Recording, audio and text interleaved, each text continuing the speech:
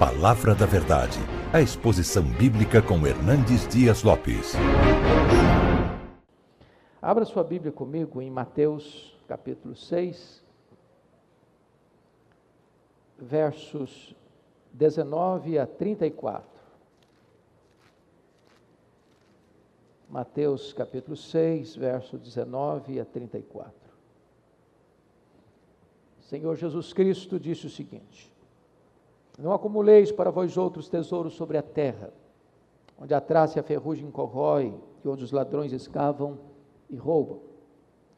Mas ajuntai para vós outros tesouros no céu, onde traça nem ferrugem corrói, e onde ladrões não escavam nem roubam. Porque onde está o teu tesouro, aí estará também o teu coração. São os olhos a lâmpada do corpo. Se os teus olhos forem bons, todo o teu corpo será luminoso. Se, porém, os teus olhos forem maus, todo o teu corpo estará em trevas. Portanto, caso a luz que em ti há sejam trevas, que grandes trevas serão. Ninguém pode servir a dois senhores, porque ou há de aborrecer-se de um e amar ao outro, ou se devotará a um e desprezará o outro. Não podeis servir a Deus e às riquezas. Por isso vos digo, não andeis ansiosos pela vossa vida, quanto ao que haveis de comer ou beber, nem pelo vosso corpo, quanto ao que haveis de vestir. Não é a vida mais do que o alimento e o corpo mais do que as vestes? Observai as aves do céu, não semeiam, não colhem, nem ajuntem celeiros, contudo vosso Pai Celeste aí sustenta. Porventura não valeis vós muito mais do que as aves? Qual de vós, por ansioso que esteja, pode acrescentar um côvado ao curso da sua vida? E por que andais ansiosos quanto ao vestuário? Considerai como crescem os lírios do campo. Eles não trabalham nem fiam. Eu, contudo, vos afirmo que nem Salomão em toda a sua glória se vestiu como qualquer deles. Ora, se Deus veste assim a erva do campo, que hoje existe e amanhã é lançada no forno, quanto mais a vós outros, homens de pequena fé. Portanto, não vos inquieteis, dizendo que comeremos, que beberemos, ou com que nos vestiremos. Porque os gentios que procuram todas estas coisas, pois vosso Pai Celeste sabe que necessitais de todas elas. Buscai, pois, em primeiro lugar o seu reino e a sua justiça, e todas estas coisas vos serão acrescentadas. Portanto, não vos inquieteis com o dia de amanhã, pois o amanhã trará os seus cuidados, basta o dia o seu próprio mal.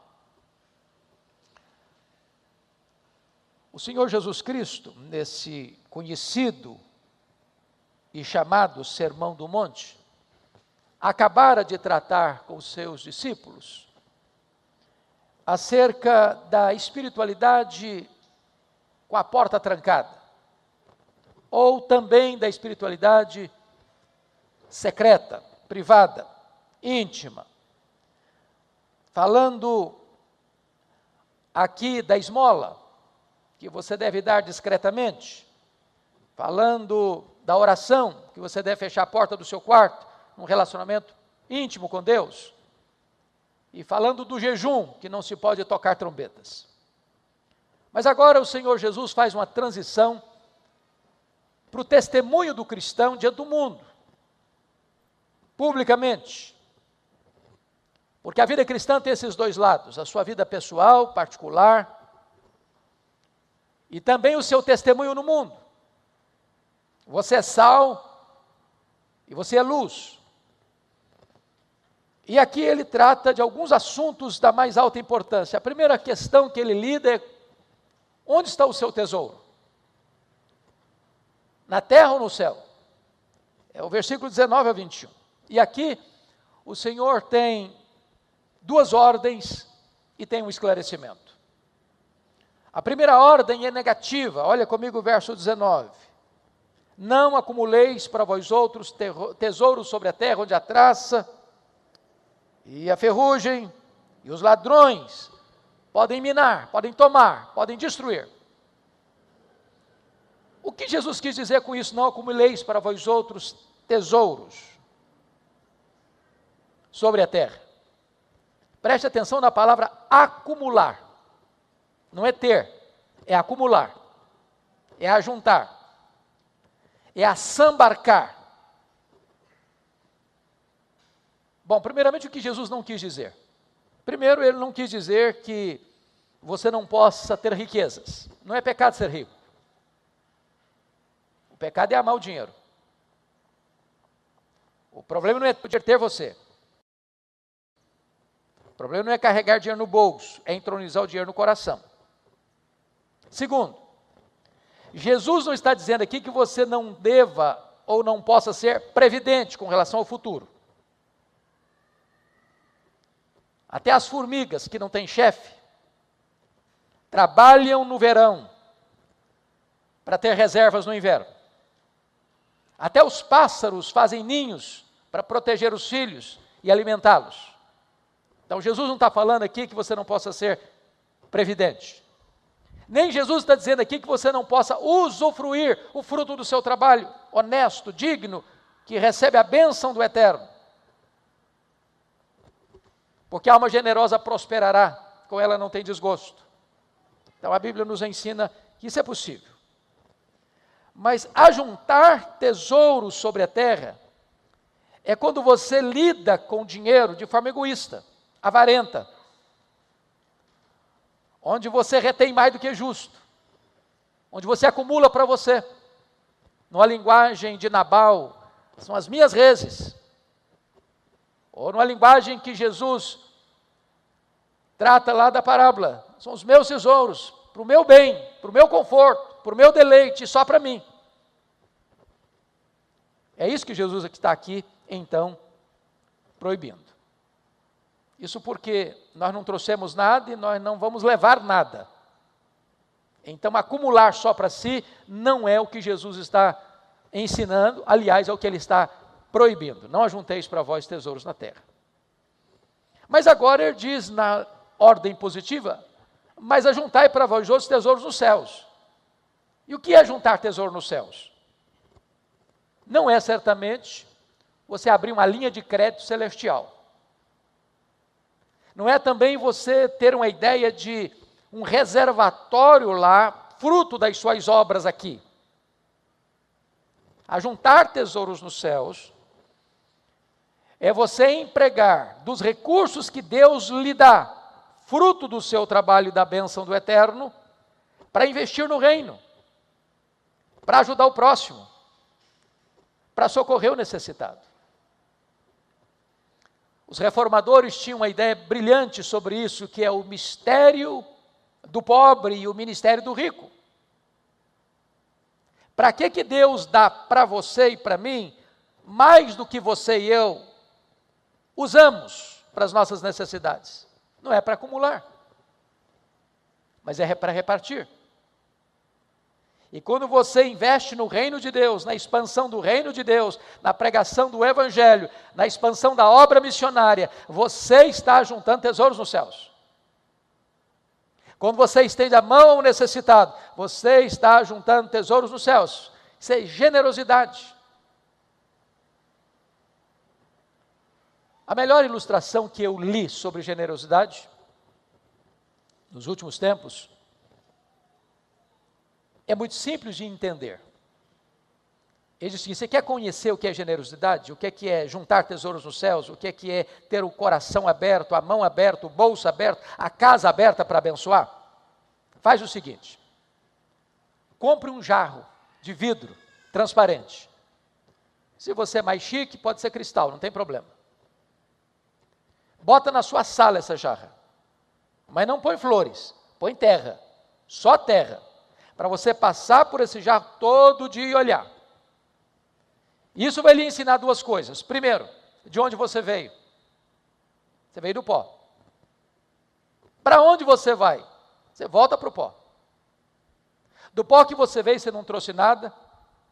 Para o pó, para onde você vai, também você não vai levar nada. Logo, você não tem nada. Você é apenas mordomo daquele que tem. Bom, se o mordomo é generoso, e ele é, e se você é mordomo dele, para você ser um mordomo fiel, você precisa ser generoso com o que é dele. Logo, o grande problema que nós temos para sermos generosos é o problema da síndrome do dono. Se é meu, eu vou usar para mim.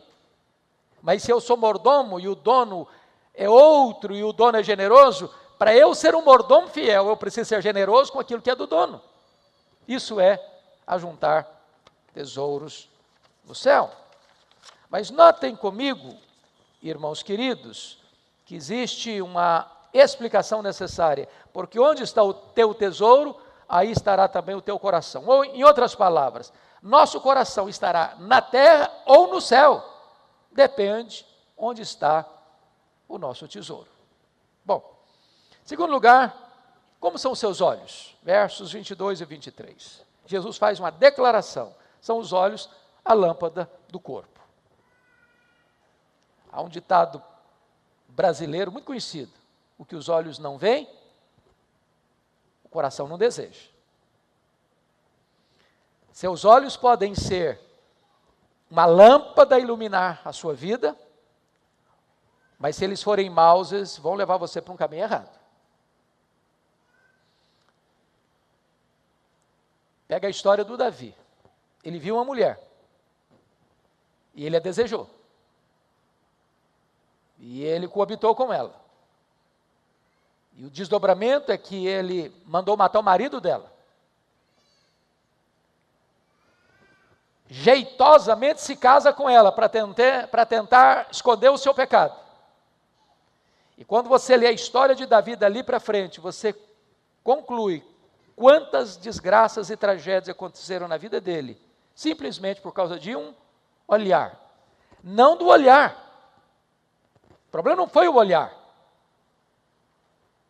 Se os teus olhos forem bons, todo o teu corpo será luminoso. Mas se eles forem maus,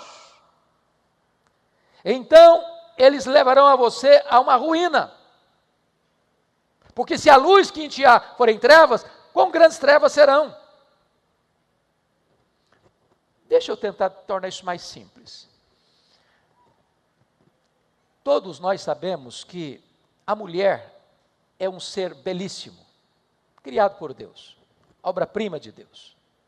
E todos nós sabemos que o homem, o ser masculino, olha e gosta de olhar. O homem é atraído pelo olhar. O problema de um homem não é ver uma mulher bonita. Os olhos bons, ao contemplar a obra bela de Deus, glorifica a Deus por esta obra, com pureza. Qual o problema?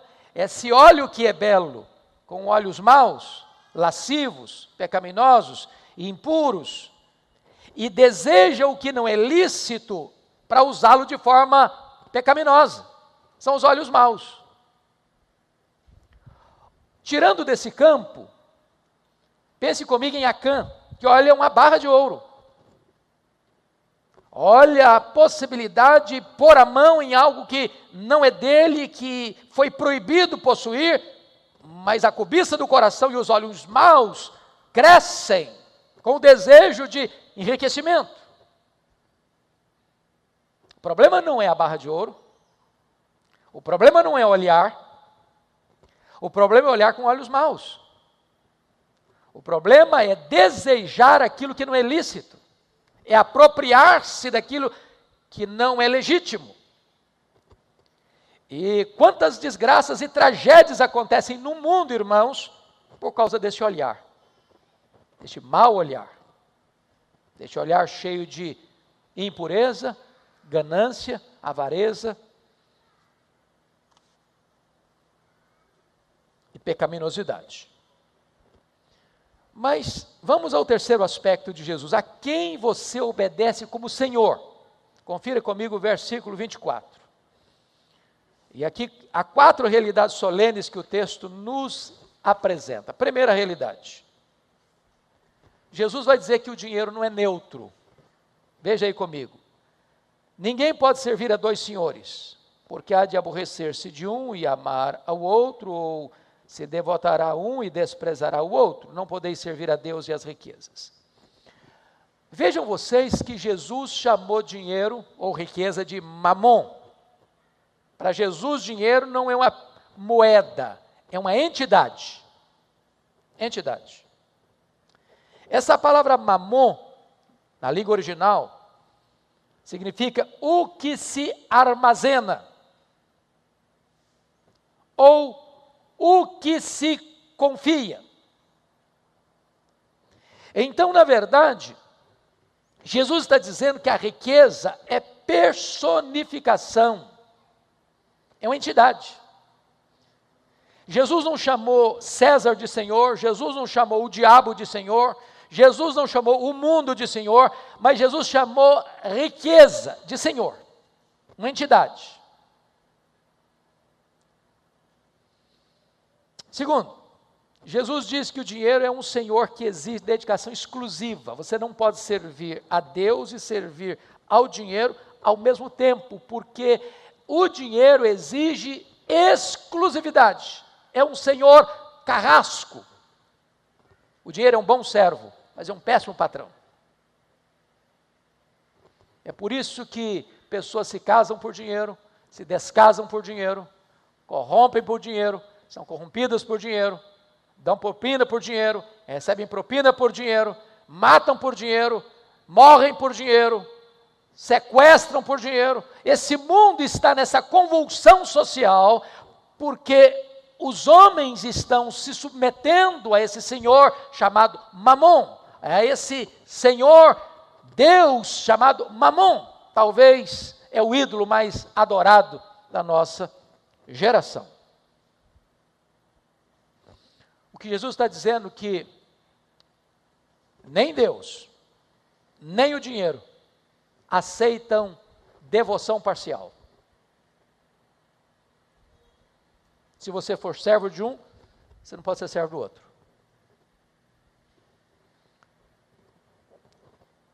E desta maneira, meus amados irmãos, é que Jesus estabeleceu que dificilmente um rico entrará no reino dos céus.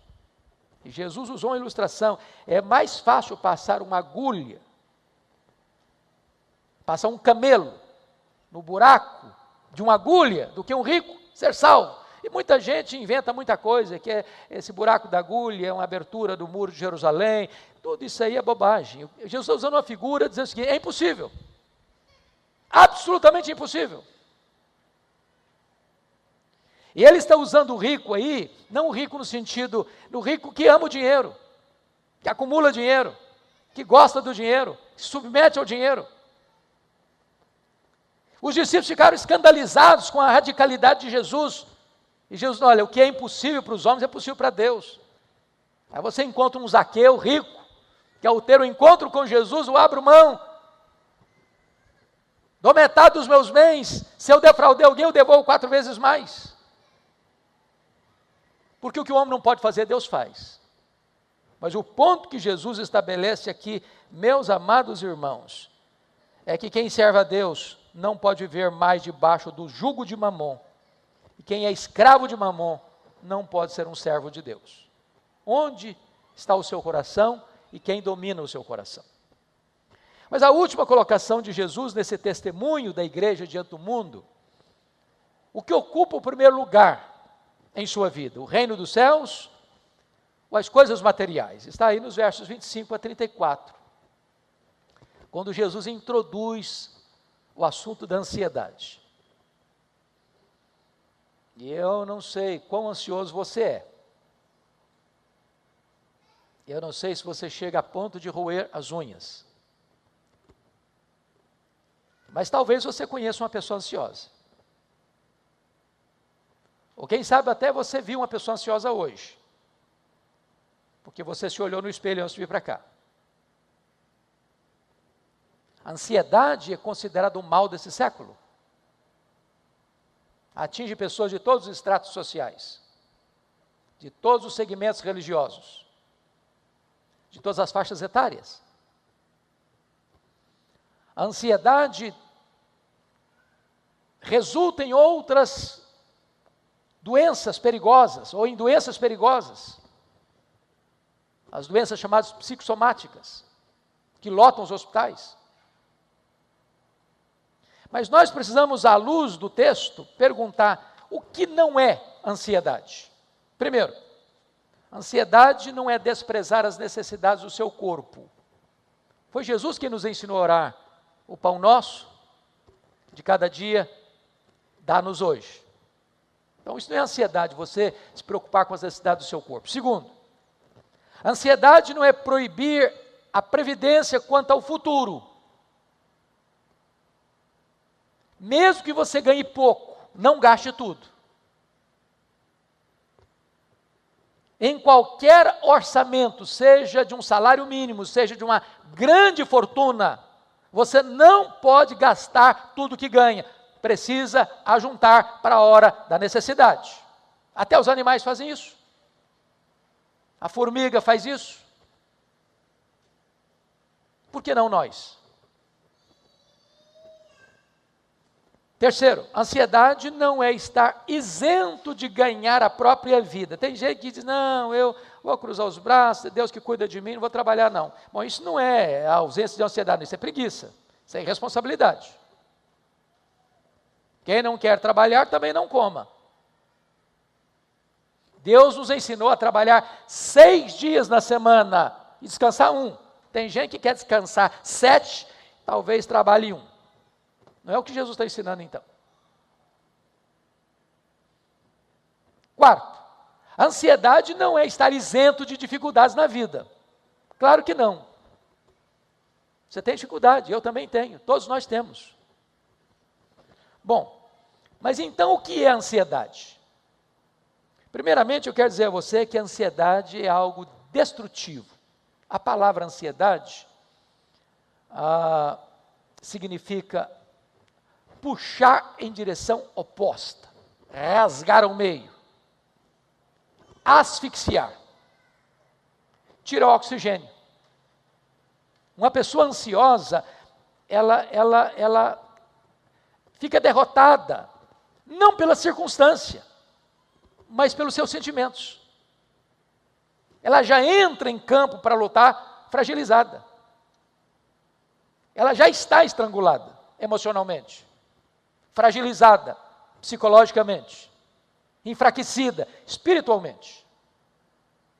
Então é extremamente destrutiva. Corrie ten Boom, aquela judia holandesa que foi presa na época do nazismo, e toda a família dela foi assassinada, e ela sobreviveu ao campo de concentração, disse que a ansiedade não esvazia o amanhã do seu sofrimento, mas ela esvazia o hoje do seu poder. A ansiedade é como você ser crucificado entre 2 ladrões. O ladrão do remorso em relação ao passado e o ladrão da preocupação em relação ao futuro. Segundo lugar, a ansiedade, ela é enganadora. Ela é prejudicial, por quê? Porque o que é ansiedade? É você ficar preso, preocupado, tem a palavra pré-ocupação, você se ocupar antes de um problema que ainda não está acontecendo. E aí você sofre antecipadamente por algo que ainda pode acontecer. E estatisticamente falando, 70% dos assuntos que nos deixam ansiosos nunca vão acontecer. Então sofremos desnecessariamente. Se vierem a acontecer, sofreremos 2 vezes. Quanta gente que sofre por um problema que, puxa vida, nem aconteceu. Deixa eu contar um fato, muito simples, mas que ilustra bem isso. Eu fiz seminário em Campinas, nos idos de 78 e 81. Todos os colegas solteiros, e na época, para vocês terem ideia como mudou a padronagem, naquela época, o seminário teve historicamente a maior quantidade de seminaristas, Seminário de Campinas. Nós tínhamos nem 10 alunos casados, era uma meninada, tudo da mesma faixa etária, 19, 20 anos. E nós estávamos todos no prédio, de solteiros, e um dia eu levantei de madrugada, eu ficava no quarto 9, o bebedouro ficava no final do corredor, Então tinha que passar por quase todos os quartos. Isso eram 3 horas da manhã aproximadamente. Deu sede, fui lá tomar água. Quando eu estou passando na frente do quarto de um colega de turma, a porta aberta, eu olho, ele chorando convulsivamente. Apressadamente eu entrei e disse: o que está acontecendo? Tem alguém doente? Alguém morreu na sua família? Alguém sofreu um acidente? O que está acontecendo? E ele soluçando disse: eu estou com medo da minha mãe morrer. Falei: qual o problema dela? Onde ela está internada? O que houve? Não, ela não está doente não, eu só estou com medo dela morrer um dia. Falei: camarada, mas deixa a sua mãe viver. Isso tem 40 anos, a mulher está viva até hoje.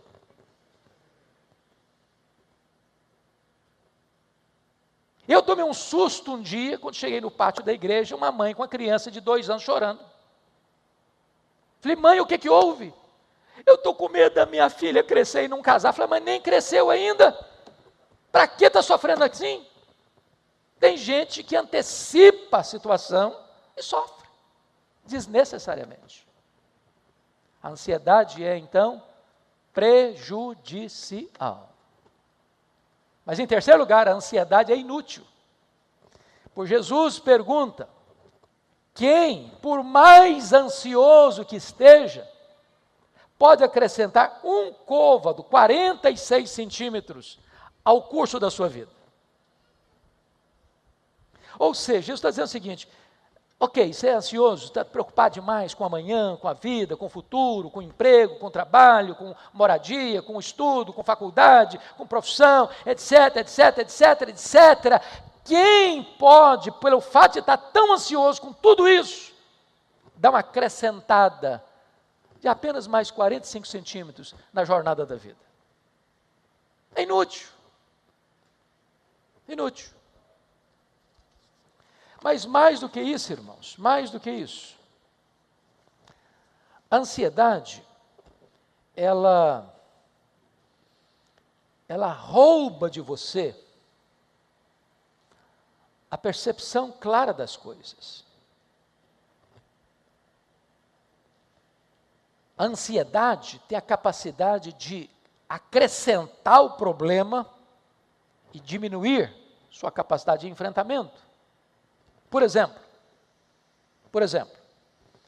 você pega aqueles espias de Israel, foram 12, eram príncipes, vão lá visitar a terra, retornam com um relatório muito otimista: a terra é boa, é muito boa, trouxemos até fruto da terra aqui. Agora tem um problema, tem gigantes lá.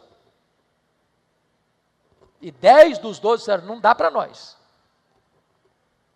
Aos olhos daqueles gigantes, nós somos como que gafanhotos. Aos nossos próprios olhos, nós somos gafanhotos. Não vai dar. Sabe o que aconteceu? Eles fermentaram o povo. E houve uma murmuração tal, que o juízo de Deus veio sobre aquela geração. Só 2 juízes, só 2 espias que foram, 2 príncipes, Josué e Caleb. Não, tem gigante, mas se Deus se agradar de nós, nós podemos. Só esses 2, de toda aquela vasta multidão que saíra do Egito, cerca de 2 milhões de pessoas, entraram na terra. Todo o restante morreu no deserto. Pense comigo, por exemplo, na história do Geazi e do Eliseu. A cidade cercada, exército poderoso, carros, cavaleiros, e Geazi estão perdidos.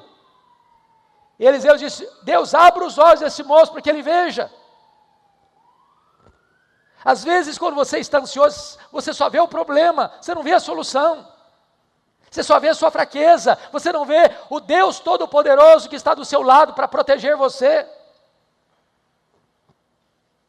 Pensa comigo em Davi, chegando naquele campo de guerra, e tinha 40 dias, 2 vezes por dia, 80 vezes o gigante Golias, afrontando os soldados de Israel, fugindo do gigante, olhando para a fraqueza deles e para a fortaleza daquele gigante.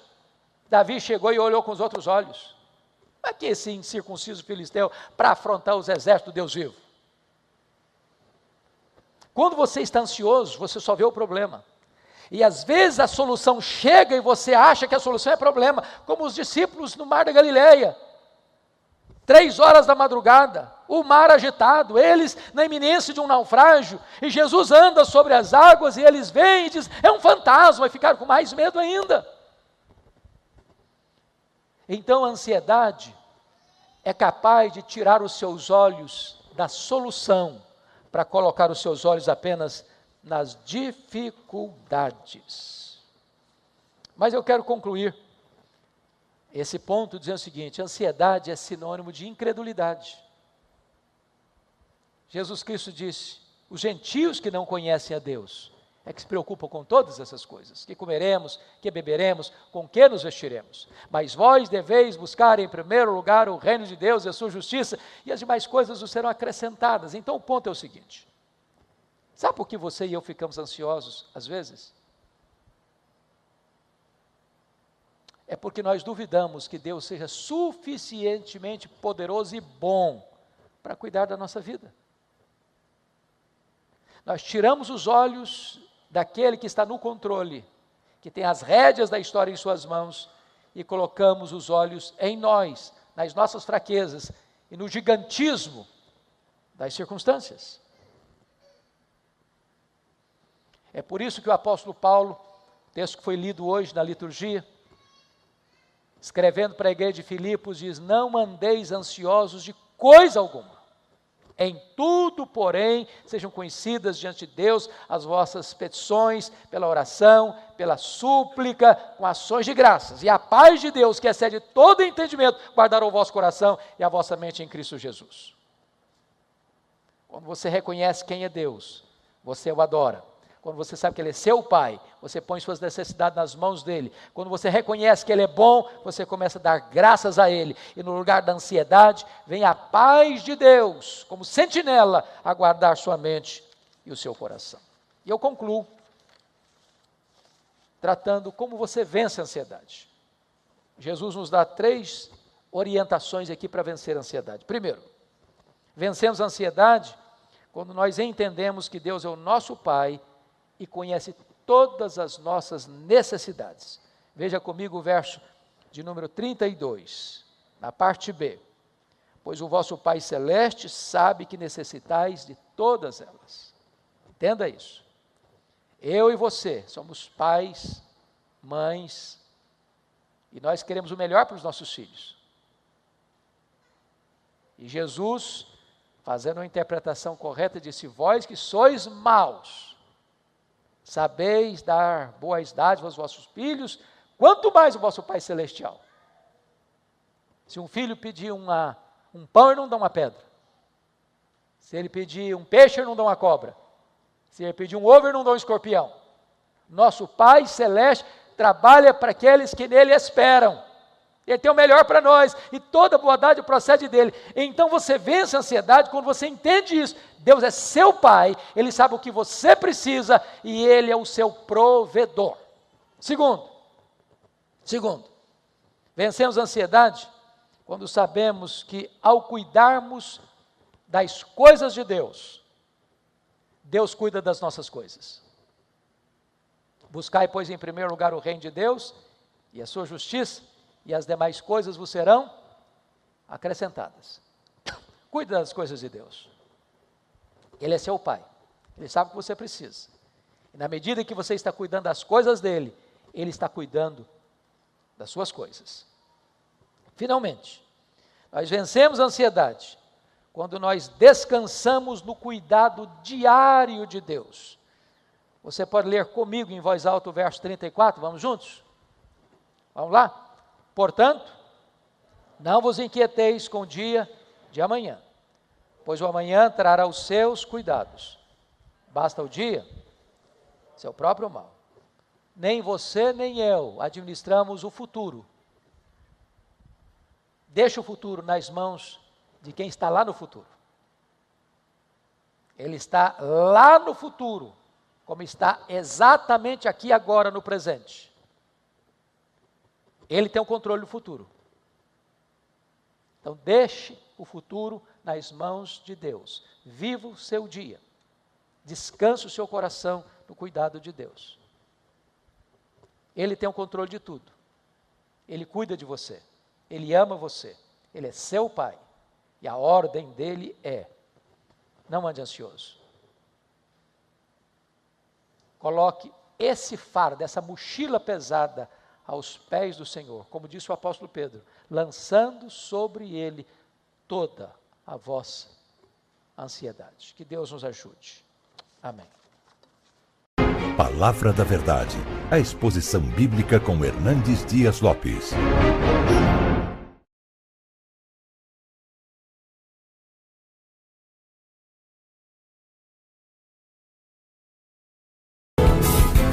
Palavra da Verdade, com Hernandes Dias Lopes.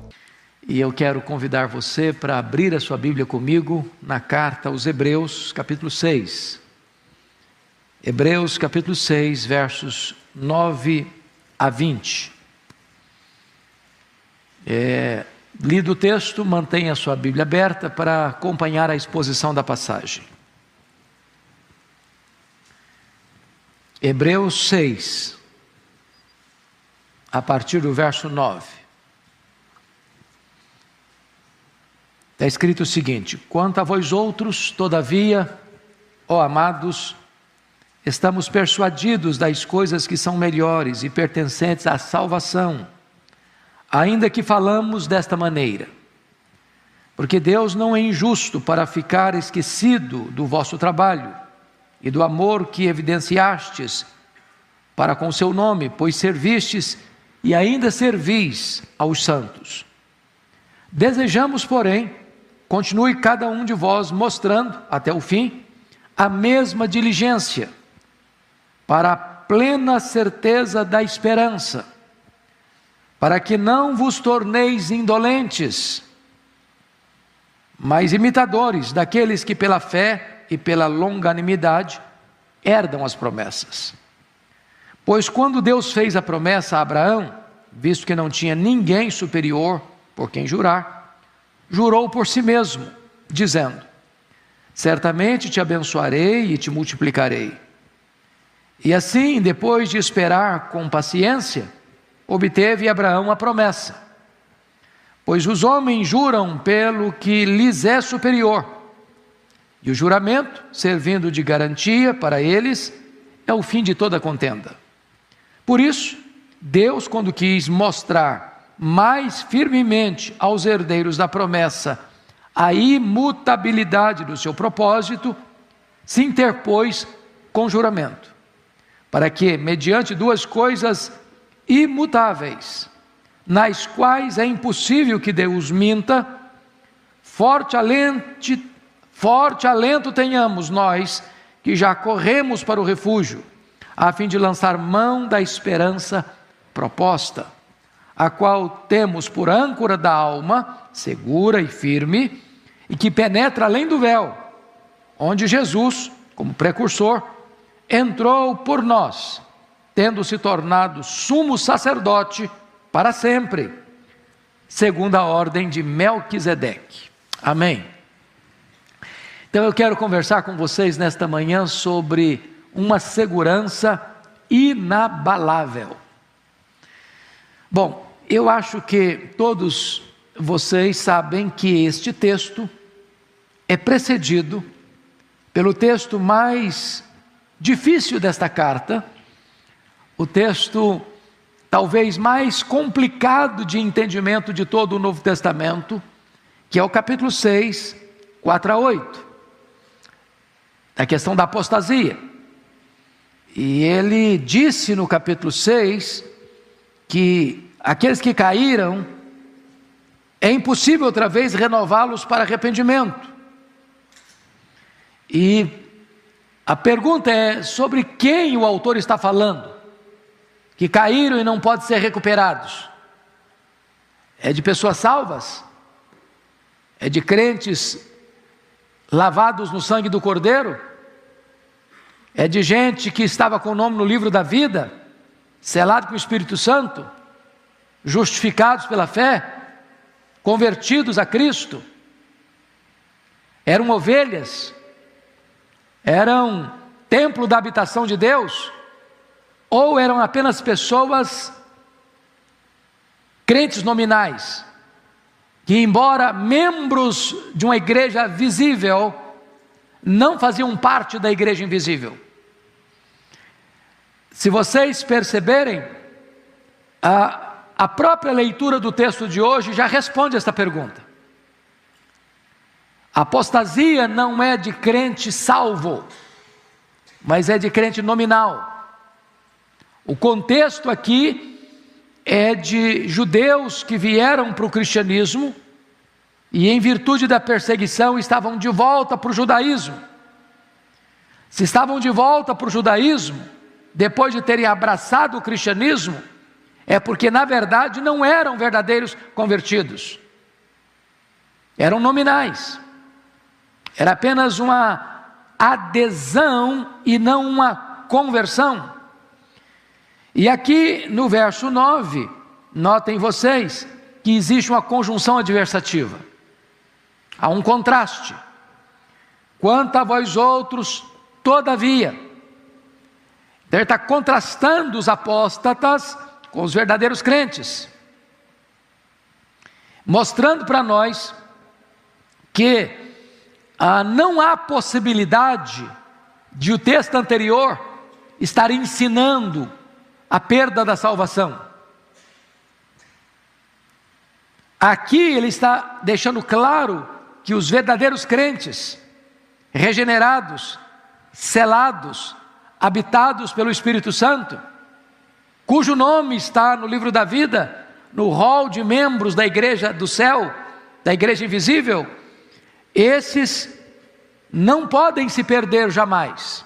Quanto a vós outros, todavia, ó amados, estamos persuadidos das coisas que são melhores e pertencentes à salvação, ainda que falamos desta maneira. Então, eu gostaria de destacar no texto lido algumas verdades importantes para a nossa reflexão nesta manhã. Primeiramente, a convicção inabalável, que está aí no verso de número 9. Isso é tão importante, irmãos, porque há muitos crentes salvos pela graça, que embora estejam seguros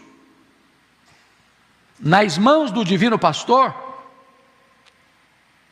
de quem ninguém pode arrancar-nos dos braços dele, vivem inseguros, vivem com medo de perder a salvação, de ir para o inferno, de resvalar os pés e dizer: agora acabou, perdi a salvação. A salvação é uma dádiva de Deus, é dada por Deus, foi planejada por Deus, foi executada por Deus, é consumada por Deus, é garantida por Deus. A segurança da minha salvação não está no meu esforço. Quem persevera é Deus em nos salvar. Aquele que começou boa obra em nós há de completá-la até o dia de Cristo Jesus. A nossa segurança está nas mãos do próprio Deus, que planejou, executou e consumará a nossa salvação. É isso que o versículo 9 está nos mostrando, dizendo com toda a clareza que não há possibilidade de perda de salvação. A mesma verdade é posta lá no capítulo 10, porque lá também ele trata do mesmo assunto da apostasia. E ele vai contrastar de novo. Olha aí, versículo 38, na parte B, quando diz assim, 10:38, se retroceder, nele não se comprais a minha alma. Ele está falando de quem? De um crente, de um salvo, que vai retroceder, e a alma de Deus não se comprais nele?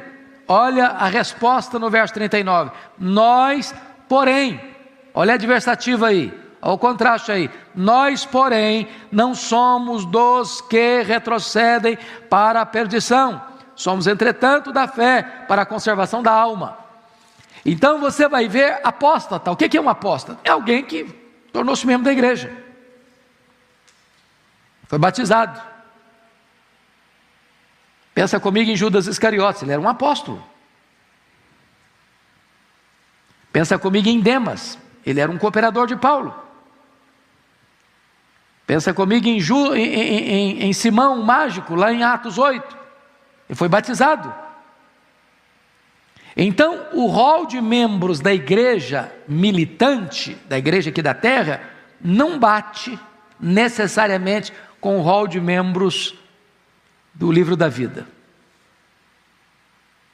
Há pessoas que entram para a igreja, são batizadas, exercem cargo de liderança, pregam, como Judas Iscariotes, exercem uma posição de honra, mas nunca foram convertidas. Essas, num dado momento, vão retroceder. Quando você vê, deixa eu só confirmar isso novamente, se você puder abrir comigo, lá em Apocalipse capítulo 13, veja por gentileza. Apocalipse capítulo 13, versículo 8, está falando do anticristo. E adorá-la-ão, a besta, que surge do mar, o anticristo, e adorá-la-ão todos os que habitam sobre a terra. Preste atenção na expressão todos. Todos os que se habitam sobre a terra. Aqueles cujos nomes não foram escritos no livro da vida do Cordeiro. Ou seja, só existe um grupo, um segmento, que não vai adorar o anticristo quando ele surgir.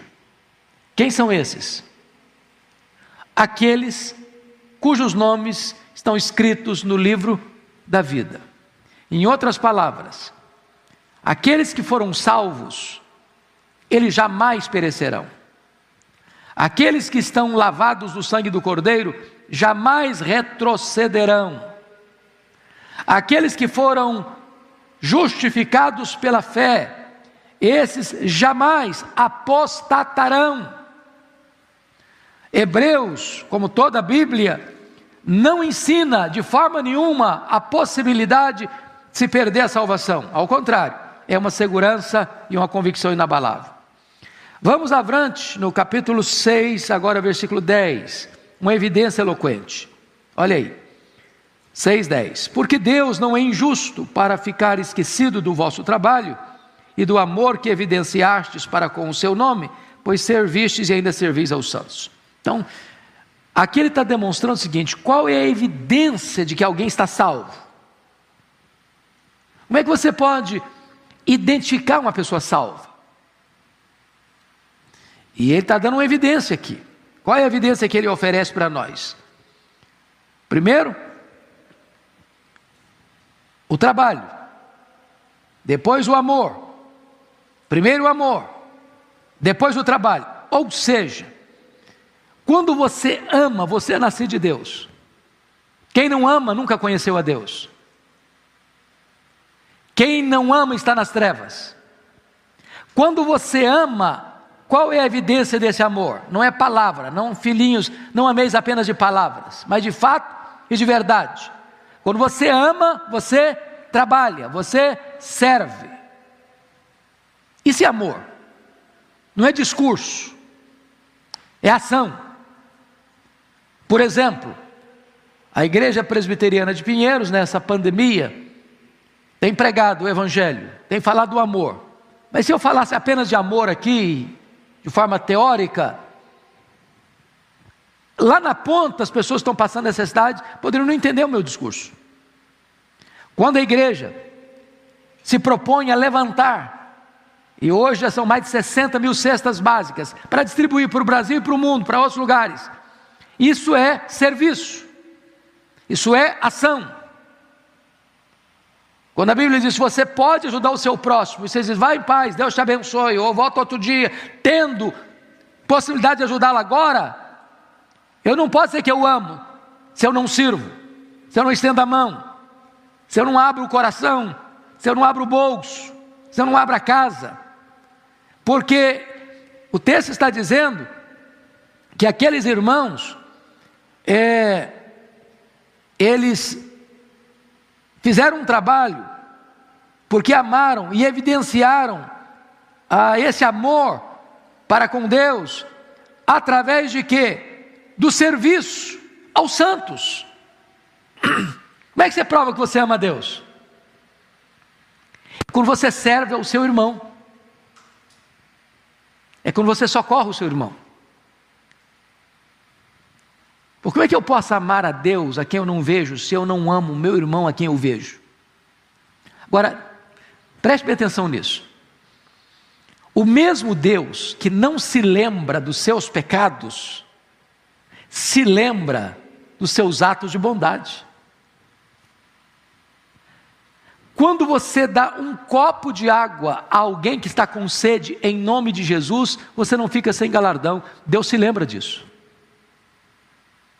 Mas do seu pecado, que Ele perdoou, Ele não se lembra mais. Ele joga para trás das suas costas, Ele lança na profundeza dos mares, Ele apaga como a névoa, Ele esquece do seu pecado, mas não se esquece quando você faz o bem, quando você serve ao seu irmão, quando você ajuda e socorre ao seu irmão. Olha que coisa maravilhosa.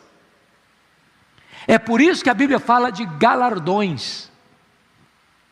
Quando você serve, quando você socorre, quando você abençoa, quando você estende a mão, quando você abre o bolso, quando você abre o coração, quando você abre a casa para servir aos santos, isso fica registrado nos anais dos céus, e Deus se lembra disso. Não é que você vai servir aos santos para ser salvo, não, a salvação é pela graça, mas ao servir o próximo, você evidencia que foi salvo pela graça. Socorrer o próximo, servir ao próximo, não é a causa da salvação, mas é a evidência da salvação. Pois bem, dito isto, vamos olhar um outro ponto agora, muito importante. Uma diligência necessária. Versículo 11, olha aí comigo.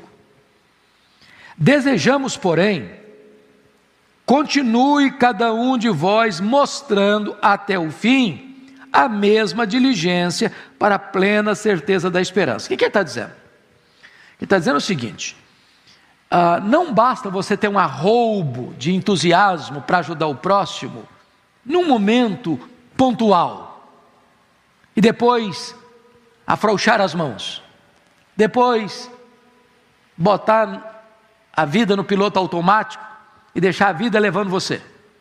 Não. Você precisa ter o quê? Continuidade, perseverança. Você precisa ter o quê? Diligência no que você está fazendo. É por isso que a Bíblia diz que você deve desenvolver a sua salvação. Está lá em Filipenses 2:12.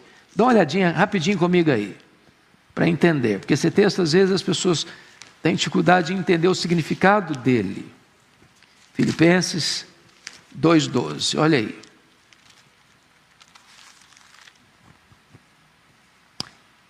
Assim, pois, amados meus, como sempre obedecestes, não só na minha presença, porém muito mais agora na minha ausência, desenvolvei a vossa salvação com temor e tremor. Tem gente que acha que Paulo está ensinando aqui que você vai construindo a sua salvação, que você vai montando a sua salvação, que você que vai construindo a sua salvação. Não é isso que ele está dizendo, não. Não é isso que ele está dizendo, não. Ele está dizendo que a salvação que você recebeu precisa ser cultivada. O que ele está dizendo é que, vamos ilustrar isso, é como se você tivesse recebido um terreno por herança. Você não comprou o terreno, você recebeu por herança. A salvação é uma dádiva de Deus. Agora você pode pegar esse terreno que você recebeu e cultivá-lo, plantar nele, colher dele, para que ele produza, para que ele frutifique, para que ele traga renda. Então o que o texto está querendo dizer é o seguinte: você recebeu a salvação é de graça, mas agora você pode pegar essa lavoura, esse terreno e cultivá-lo, desenvolvê-lo. Você pode, já que foi salvo pela graça, agora ser generoso, ser diligente nas boas obras, socorrer, servir. Essa é a ideia, essa é a ideia. Deixa eu pegar um outro texto para vocês entenderem o que está aqui. Olha em Gálatas 6:9, por favor. Gálatas 6:9. Aqui tem um texto interessantíssimo. 6:9. Está escrito assim: e não nos cansemos de fazer o bem, porque a seu tempo ceifaremos, se não desfalecermos. Fazer o bem às vezes cansa, sabia? Tem gente cansada na obra e cansada da obra. Porque nem sempre ao fazer o bem você recebe o retorno de quem recebeu o bem. Tem gente que você faz o bem para ele, ele vira as costas para você ainda. Você faz o bem para ele e ele não agradece o bem que você fez. E de repente você pode ficar frustrado e cansado. E Paulo exorta: não nos cansemos de fazer o bem. Não nos cansemos de fazer o bem. Por que não? Porque a seu tempo ceifaremos, se não desfalecermos. O que ele está querendo dizer com isso? Ele está querendo dizer com isso que ainda que você não receba o devido reconhecimento de quem recebeu o bem que você fez, de Deus você vai receber recompensa. No devido tempo você vai ceifar, você vai colher. Porque Deus não é injusto para ficar esquecido do serviço que você presta aos santos. Olha que coisa maravilhosa. Quer ver outro exemplo bíblico? Lá em Mateus 24:13, nós somos informados, porque está falando de diligência nesse versículo, né? De diligência. Então, lá em Mateus 24:13, a ordem do Senhor Jesus é esta: aquele, porém, que perseverar até o fim será salvo. Vamos entender de novo esse texto. Vamos entender de novo esse texto, porque será que Jesus está querendo dizer que você só pode ter certeza da sua salvação na horinha que você estiver partindo? Na horinha que você estiver morrendo? É isso que ele está dizendo? Não, não é isso. Não é isso. No momento em que você crê no Senhor Jesus, você já tem a certeza, a garantia. Quem crer em mim, João 6,47, tem a vida eterna.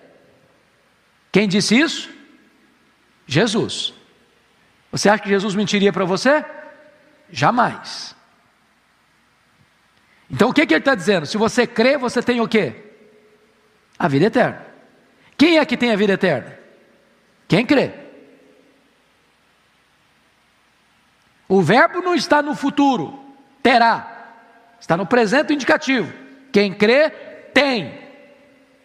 Eu tenho essa Bíblia, eu não terei, eu tenho essa Bíblia. Está entendendo? Agora, qual é a evidência que eu tenho a vida eterna? Agora, já. É eu que persevero até o fim. Porque se eu não persevero até o fim, eu nunca tive. Eu nunca tive. Está claro isso, irmãos, para vocês? Ok, então vamos prosseguir. Volta lá para Hebreus. Versículo 12 agora, 6:12. Vamos entender outra coisa importante aí.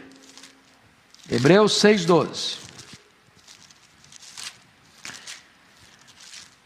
Veja comigo. Para que não vos torneis indolentes, mas imitadores daqueles que pela fé e pela longanimidade herdam as promessas. Veja bem que o autor aos Hebreus está tratando de diligência, e ele não quer que você seja indolente, corpo mole, entendeu? Relaxado, omisso, braço cruzado, que não põe em prática o que você conhece. Então, o que ele está dizendo aí? Você deve fazer o quê? Imitar. Imitar. Imitar quem? Imitar gente que anda com Deus. Você deve imitar aqueles que pela fé e pela longanimidade herdam as promessas. Em outras palavras, mirem bons exemplos. Siga gente que anda com Deus. Observe aqueles que caminham com Deus, para você não ser indolente. Agora eu chamo a sua atenção para um ponto muito curioso no texto, porque no verso 10, preste atenção nisso, ele tratou do amor, porque Deus não é injusto para ficar esquecido do vosso trabalho e do amor. Então, amor, cita amor aí. No verso 11, ele falou da esperança, para a plena certeza da esperança. Mas no verso 12 ele falou da fé, para que não vos torneis indolentes, mas imitadores daqueles que pela fé. Então note que amor, fé e esperança. Isso diz alguma coisa para você? Amor, fé e esperança são as 3 virtudes cardeais, que está lá em 1 Coríntios 13:13. Resta agora o amor, a fé e a esperança. Esses 3. Mas o maior desses é o amor. Então, quais são as marcas de um cristão maduro? Se você ler as cartas de Paulo, você vai ver que ele sempre coloca essas 3 coisas juntas. Ele está dando graças pelo amor, está dando graças pela fé, está dando graças pela esperança. É isso que é um crente. Um crente ama. Um crente tem fé. Um crente tem esperança. Esse é o apanágio, essa é a marca, esse é a nossa identidade como cristãos. Pois bem, dito isto, agora nós vamos considerar juntos os versos 13 a 17, porque no 13 a 17, o autor vai mostrar para nós uma promessa segura.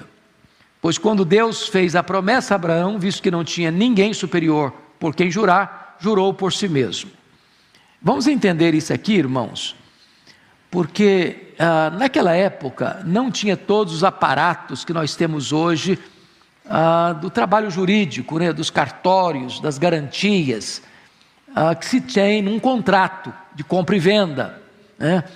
Então, eu me lembro até bem recentemente, eu fui criado lá na roça, e eu me lembro que o meu pai, ao fazer um negócio, tinha o hábito de dar a mão. Quando 2 homens, ao fazer um negócio, davam a mão, está feito. Essa era a expressão, está feito. Está feito, está feito. Lembra de uma outra expressão? Um fio de contrato, basta um fio do bigode. Então naquela época, quando ia se firmar um acordo, um contrato, uma promessa, um compromisso, a pessoa fazia um juramento.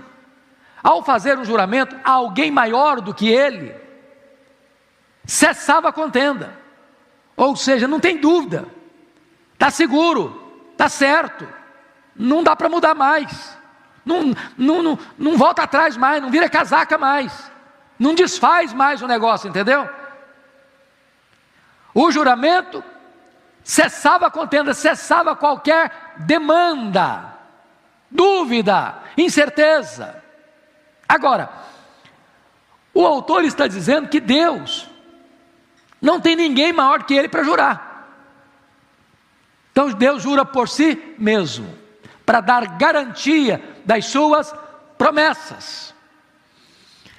Agora veja vocês, amados irmãos, no texto, que, olha aí em que contexto, versículo 14 agora, dizendo: certamente abençoarei e te multiplicarei, e assim depois de esperar com paciência, obteve Abraão a promessa.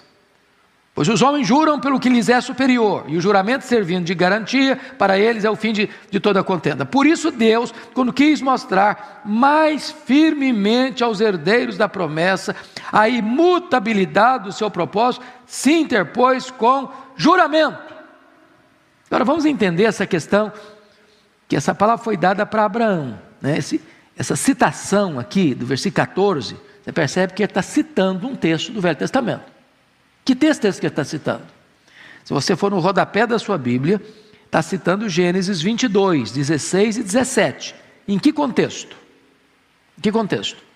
No contexto, quando Deus manda o Abraão ir a um monte que ele mostraria, para oferecer Isaque em holocausto. Então vamos agora entender a história do Abraão. Deixa eu resumir para vocês. Abraão era chamado de Abrão. Morava em Ur dos Caldeus. Seu pai chamava Terá. Abraão teve 3 irmãos: Arã, Naor e ele. Certo? Ele teve 2 irmãos. Eram 3 filhos. Eles moravam em Ur dos Caldeus, capital da Caldeia, terra idólatra. A família dele era idólatra. Está lá em Josué, capítulo 24. E aí, eles se mudam aqui de Ur, do sul da Mesopotâmia, para Harã, no norte da Mesopotâmia. Naquela época, as famílias tinham casamentos consanguíneos. A Sara era meia ou meio, agora eu fiquei na dúvida no português, quem é melhor de português me ajuda, se é meio ou meia irmã. Quem é bom de português me ajuda. Meio. Meia. Vocês ficaram em dúvida agora, tem tanta opinião que eu não sei qual que é o certo. É meia irmã? Meia.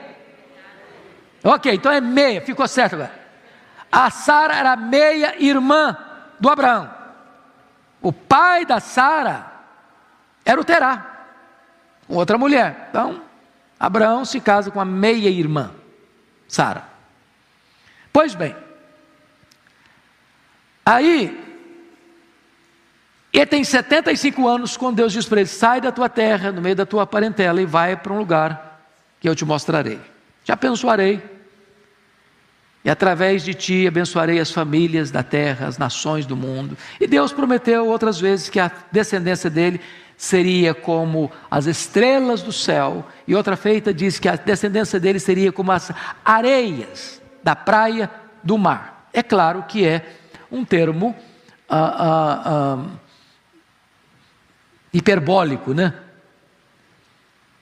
Porque você sabe que há mais estrelas no firmamento que todos os grãos de areia de todas as praias e desertos do nosso planeta. É uma figura de linguagem. Pois bem, ele sai aos 75 anos. Com 86 anos, aliás, 85 anos, a Sara, que era estéril, achando que não ia ter mais jeito de ser mãe mesmo, porque já tinha cessado as regras, inclusive, diz para o Abraão o seguinte: olha, Abraão, não vai ter jeito não, então faz o seguinte, pega a minha serva, que era Agar, que veio lá do Egito, quando ele passou por lá, coabita com ela, e eu vou ser mãe por meio de Agar. O Abraão, em vez de confrontar a sua mulher, diz: não, minha filha, Deus me prometeu, Deus vai cumprir, vamos dar mãozinha para Deus, eu não preciso de mãozinha nossa não. Ele acabou cedendo ao desejo da sua mulher e coabitando com a serva egípcia. Nasce Ismael, né? Barriga de aluguel. Aí o que acontece? Quando Abraão tem 99 anos, quando Isaac nasceu, quando Ismael nasceu, eu tinha 86, me ajuda na matemática aí, quantos anos tem o Ismael agora? 13 anos, certo? 13 anos. Deus aparece para ele de novo. Falou: Abraão, vou mudar seu nome. Você não vai ser chamado de Abraão mais não. Você vai ser chamado de Abraão. Abraão é grande pai, mas Abraão é pai de grandes nações, de multidões. E aí, Deus aparece e diz o seguinte para ele: olha, a sua descendência vai ser por intermédio de Isaque. A Sara vai conceber. Ele riu, a Sara riu, um riso de incredulidade. E então, quando Abraão tem 100 anos e Sara 90 anos, nasce o filho da promessa, o Isaque. Quantos anos tem o Ismael nesse tempo? 14 anos. 14 anos.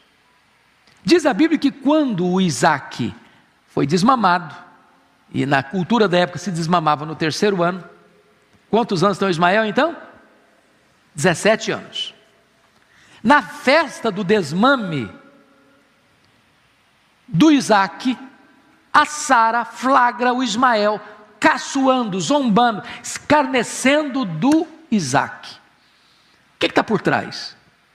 O que está por trás é que ele e a mãe dele sabiam que Abraão era um homem muito rico. E Ismael seria o único herdeiro dessa riqueza toda. E mais, ele seria o protagonista de todas as promessas feitas por Deus a Abraão. Quando parece que está tudo certo, não tinha chance de mudar esse cenário, a Sara fica grávida. Um balde d'água fria no Ismael, um balde d'água fria na Agar. E agora, um rapaz de 17 anos zombando de um menino de 3. A Sara manda o Abraão despedir a escrava e o filho dela. E agora, o Isaque já grande, possivelmente aí para os seus 13, 14 anos, pelo menos com capacidade de levar nas costas um feixe de lenha. Deus chega para Abraão e diz: Abraão, eis-me aqui, Senhor, vai a um monte que eu te mostrarei, e oferece ali o teu filho Isaque, o teu único filho, a quem amas, em holocausto. Bom, esse texto parece uma loucura, porque Abraão saiu com 75 anos, esperou 25 anos o cumprimento da promessa, agora o menino já tem 13 para 14 anos, o Abraão já está com 113, 114 anos, e Deus pede para ele sacrificar o filho que prometeu, o herdeiro da promessa. Parece que Deus está contra Deus, que a razão está contra a fé.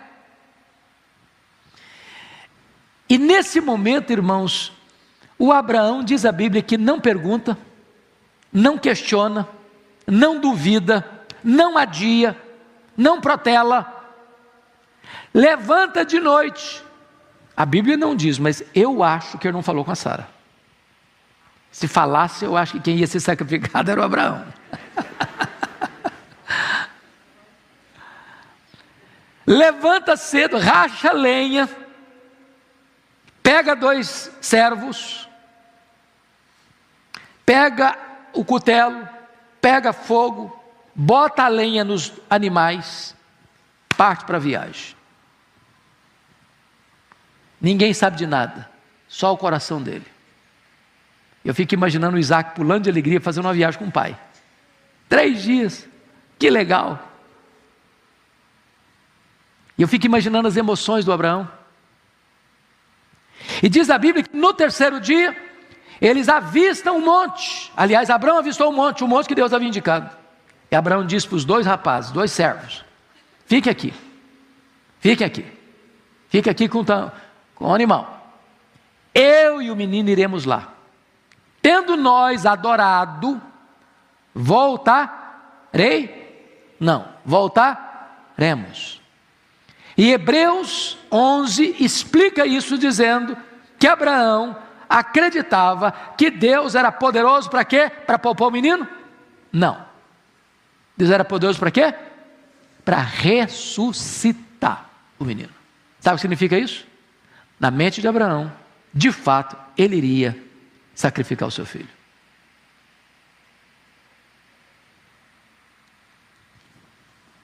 Pense comigo nessa cena de novo. Abraão pega a lenha do animal, bota nas costas do Isaque, pega o fogo, pega a faca, o cutelo, começa a caminhar para o monte, só os 2, juntos. Quando lá pelas tantas, o Isaque pergunta para o pai assim: papai, aqui está o fogo, aqui está o cutelo, a lenha está nas costas dele mesmo, mas cadê o cordeiro para o sacrifício? Eu imagino um nó na garganta do Abraão, mas a fé acendendo em sua alma, dizendo: Deus proverá para si meu filho, o cordeiro. Eu não sei se vocês acham, mas o que vocês pensam comigo? Um homem de 114 anos e um menino de 16, 14, 15 anos. Quem deveria ter mais força? Talvez o menino, não? Porque Abraão não pegou o feixe de lenha nas costas. Quem pegou feixe de lenha nas costas foi o menino, o rapaz. A Bíblia não relata isso, mas sabe qual a visão que eu tenho desse texto? Que é o texto mais eloquente sobre a cruz, sacrifício de Cristo. É que nesse momento, Abraão deve ter contado para Isaac, meu filho, contou a história para ele. Porque não faz sentido você entender que Abraão pegou o rapaz, amarrou o rapaz. Pensa comigo um menino que carrega um feixe de lenha, se vai deixar o pai dele amarrá-lo em cima de um monte de pedra, um fecho de lenha, ele ia sair correndo, ia denunciar o pai na próxima delegacia. Para entender a figura, eu penso que nesse momento, porque o pai e o filho, Jesus, o pai entregou o seu filho por amor, e o filho voluntariamente foi para a cruz. O filho se entrega, e quando Abraão estende a mão, o anjo do Senhor bradou.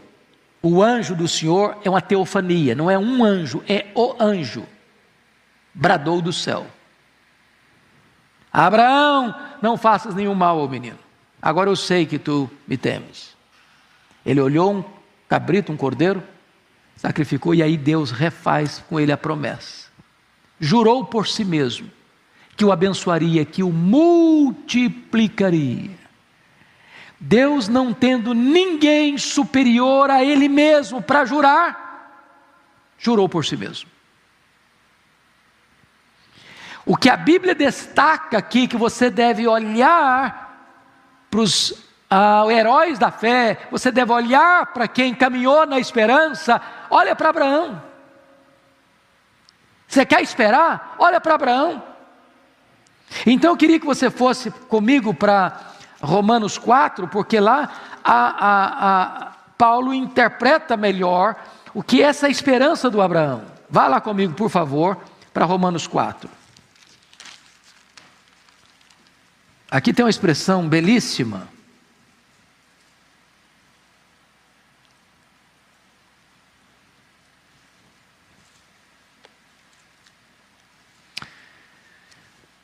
Veja comigo a partir do verso 17, como está escrito.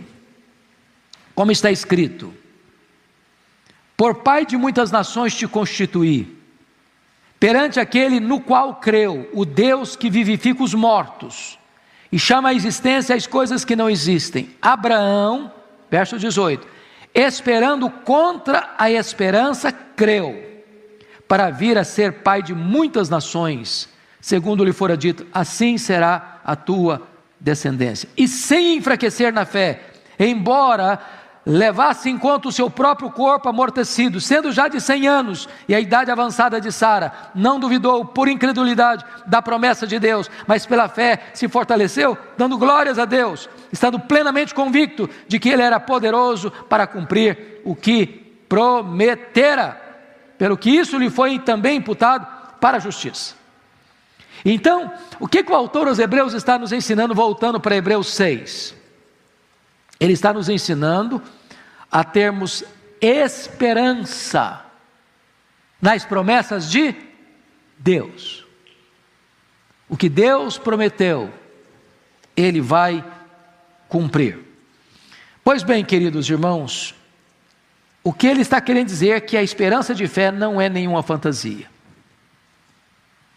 A esperança de fé está ancorada na promessa de Deus, é no juramento de Deus. Agora, vamos para o versículo, por favor, olhe comigo, versículo 17, 6,17, Hebreus. Por isso, Deus, quando quis mostrar mais firmemente aos herdeiros da promessa a imutabilidade do seu propósito, se interpôs com juramento, para que, mediante duas coisas imutáveis, nas quais é impossível que Deus minta, forte alento tenhamos nós que já corremos para o refúgio, a fim de lançar mão da esperança proposta. Então deixa eu fazer uma pergunta para vocês.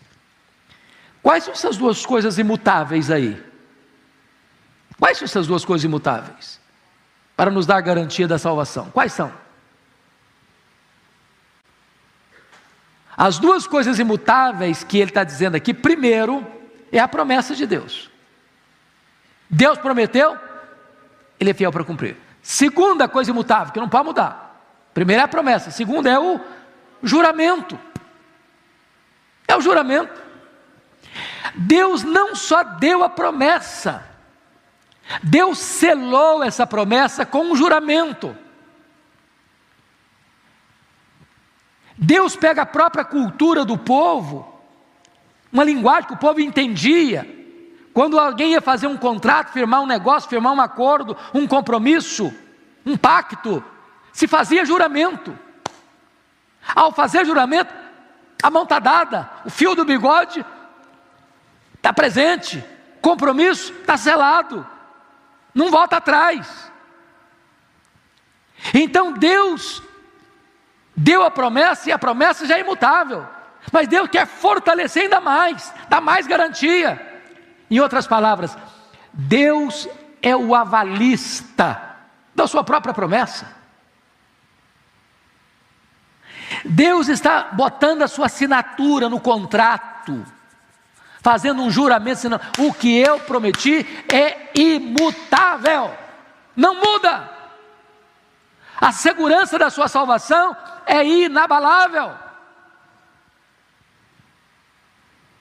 Então, eu quero terminar olhando com vocês o verso 18b até o 20, porque aqui há 3 ilustrações eloquentes para nos falar da nossa segurança da salvação em Cristo Jesus. Primeiro, olha o versículo 18, a parte B. Forte alento tenhamos nós que já corremos para o refúgio, a fim de lançar mão da esperança proposta. Já corremos para o refúgio. Essa palavra diz alguma coisa para você que lê a Bíblia há muitos anos? Lembra das cidades refúgios? Quando alguém cometia um crime de sangue, não dolosamente, e os vingadores de sangue corriam atrás dessa pessoa para matá-la, para se vingar, essa pessoa que tinha cometido o crime de sangue, não dolosamente, não intencionalmente, fazia o quê? Corria para a cidade refúgio. Ao chegar na cidade refúgio, o vingador de sangue não podia entrar.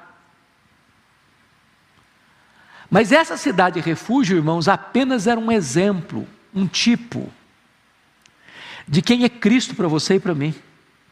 O vingador de sangue, o assassino, está atrás de nós, no nosso encalço, querendo nos destruir, querendo nos matar. Mas no momento em que você correu para Cristo, Ele é a sua cidade refúgio. Quando você está em Cristo, o diabo não pode mais atingir você. Aquele que é nascido de Deus, Deus o guarda, e o maligno não lhe toca. Você está em Cristo, e Cristo é a sua cidade refúgio. Segunda figura, versículo 19, a parte A. A qual temos por âncora da alma, segura e firme, e que penetra além do véu. O que é uma âncora? É uma linguagem náutica, né? Da navegação, certo? Então, é uma coisa de ferro, pesada, que se lança. Por ser pesada, ela vai até o fundo do mar. E via de regra, ela se engasta lá, se prende lá às rochas, mantendo o navio o quê? Seguro e firme. Agora notem vocês, na navegação, a âncora é lançada para baixo. Na nossa salvação, a âncora é lançada para cima.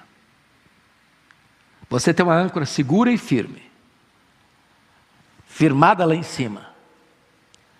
A promessa de Deus, o juramento de Deus, que você que está em Cristo, está seguro, está firme. Sua salvação está o quê? Garantida. Terceira figura e última, o precursor divino. Olha comigo aí o versículo 19b e o 20. segura e firme, e que penetra além do véu, onde Jesus, como precursor, entrou por nós, tendo se tornado sumo sacerdote para sempre, segundo a ordem de Melquisedeque. Essa palavra precursor, irmãos, no grego, a palavra prodomos, significa o batedor, a guarda avançada de um exército. Você já viu quando tem uma autoridade entrando numa cidade ou passando por uma determinada rua ou bairro, que vão os carros batedores na frente? Essa palavra aqui. Essa palavra aqui. Jesus é a nossa guarda de elite, é o batedor que vai na frente desse exército que o segue. Ele vai abrindo o caminho. Ele vai abrindo o caminho. E vai penetrando além do véu. E nós somos os seus seguidores. Ele nos dá direção, Ele nos dá proteção, Ele nos dá garantia. E o texto está dizendo que Ele penetra além do véu, como o nosso sumo sacerdote para sempre, da ordem de quem? Melquisedeque. O sacerdócio levítico fechou, encerrou, cumpriu seu ciclo, porque apontava para Cristo, o sacerdote para sempre, da ordem de Melquisedeque. Em outras palavras, sua salvação está segura, porque Jesus está lá em cima, como seu intercessor, como seu advogado, como seu sumo sacerdote. Oh, irmãos, que bênção é desfrutar desta segurança da salvação. Você e eu estamos nos braços daquele que governa o universo, que está sentado no trono, que intercede por nós, que voltará para nos buscar. A Ele toda a glória, honra e louvor. Amém.